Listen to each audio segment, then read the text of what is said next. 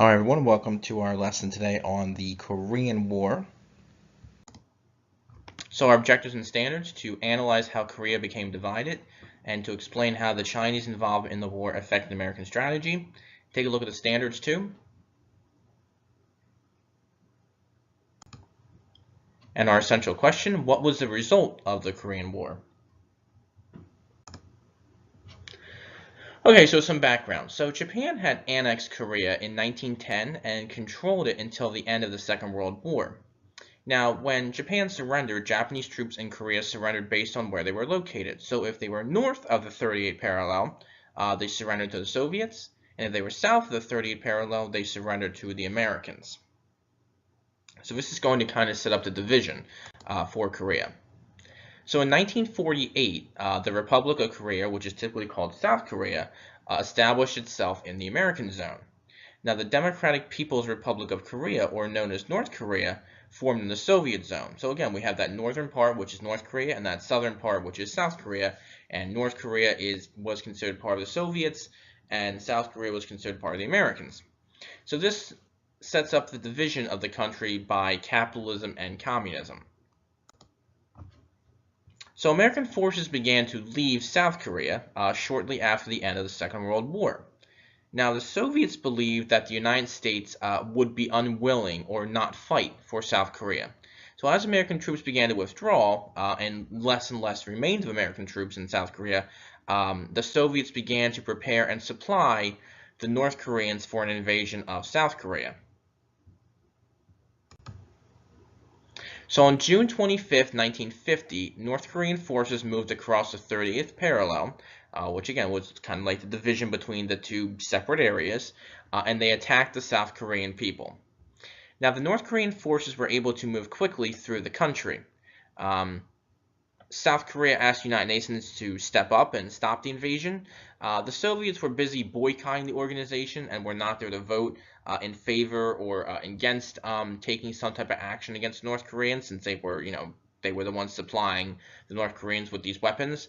So either way, since the Soviets were not there to vote, the vote passed by the United Nations to stop the invasion by North Korea. So the United Nations decides to take action to stop this invasion of South Korea by North Korea. President Truman ordered American forces in Japan to support South Korea as well. So 16 other nations also sent troops to help the South Koreans, and they are going to be placed under General Douglas MacArthur. You may recognize his name from World War II. He was in charge of troops in the Pacific during the Second World War, so he is in command of the troops fighting against the North Koreans. So here's a picture of General Douglas MacArthur. Remember, he was the leader of the Allied forces in the Pacific during World War II. He will be the leader of Allied forces during the Korean War.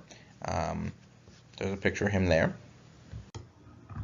So there was a counterattack. So North Korean forces had pushed UN troops and South Korean forces to a small area along the southeastern peninsula. And MacArthur is going to launch a counterattack to push the North Korean troops and forces back. So on September 15th, 1950, MacArthur surprised North Korean forces behind enemy lines with an amphibious landing attack at Incheon. And what amphibious landing attack is, it is not. So here is a picture of the landing of Incheon during the Korean War, a very famous, well-known military maneuver that resulted in eventually kind of the stalemate in the Korean War. So the UN troops were able to chase the North Korean forces back into their own area, and in November 1950, UN troops approached the border between North Korea and China. Now it appears the struggle is going to come to an end, and that Korea could possibly be united as a whole country again, but China is gonna make a plan to kind of stop that. So the Chinese government stated that it would not allow American troops near its border with the North Koreans. China wants North Korea as a buffer zone because China is a communist country as well. So China wants North Korea as a buffer zone between them and anybody else. And they were also threatened by American ships off the Chinese coast. So with this, now the Americans and the communist Chinese will become involved in fighting in the Korean War now as well. So Chinese troops were now able to push the UN forces back, and by early January 1951, all of the UN forces had been pushed back from North Korea. Now, Chinese troops pushed into South Korea and captured the capital city of Seoul, and the fighting between these two areas is going to continue for another 2 years. So neither side could really make any advances either way of the North Koreans and South Koreans and their allies. So there was no real kind of advances made by either side. It seems like the struggle was kind of at a stuck point. So General MacArthur comes up with an idea, and he wants to extend the war into China and even propose the use of nuclear weapons against Chinese cities. Now, President Truman is going to reject this plan. He really thinks it's not a good idea. And it's not just Truman who believes that this is not just a good idea, but many others believe that it could upset the Soviets, obviously, and could begin a massive war again or even start World War III. So instead of attacking China, UN and South Korean troops began advancing again, and they were able to push North Korean troops back to where the 30th parallel was. Again, that boundary between North Korea and South Korea. So they're able to push North Koreans back, okay? MacArthur is just simply not happy with the recapture of South Korean territory. He believes that they need to continue to push for a war against the Chinese, and he even went above and against President Truman to try and gain support for his plans. He went to members of Congress, he went to the press, and he tries to build support for this plan without the president's approval. So others warned MacArthur that he had no power to make decisions like that. He's only a general. He really doesn't have any power to make those types of policy decisions. He needs to listen to President Truman. But again, MacArthur does not listen, and he continued to attack the decisions of President Truman. So remember that the President of the United States is also Commander-in-Chief of the military, so they make the final decisions for the military. So as Commander-in-Chief of the military, Truman decided he could no longer tolerate MacArthur, and MacArthur kind of, making these comments and, and trying to go behind his back to get power from other people. So on April 11th, 1951, Truman decided to fire MacArthur as general of these troops.